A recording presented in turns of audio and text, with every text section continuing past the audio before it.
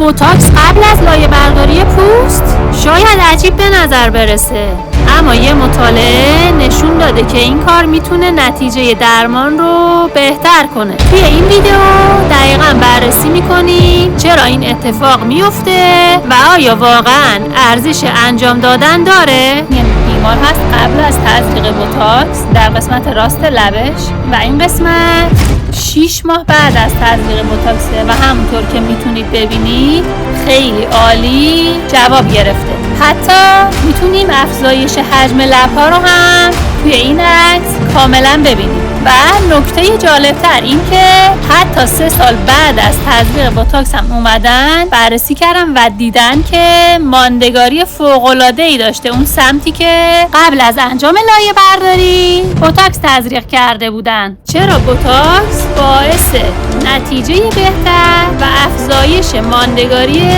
لایه برداری میشه؟ به دلیلی که بوتاکس فعالیت ماهیچه رو کاهش میده، مانع از این میشه که اون لایه های پوستی که داره دوباره بازسازی میشه حالت نامنظمی پیدا کنن و به این دلیل توی این افراد نتیجه اینقدر عالی جواب میده.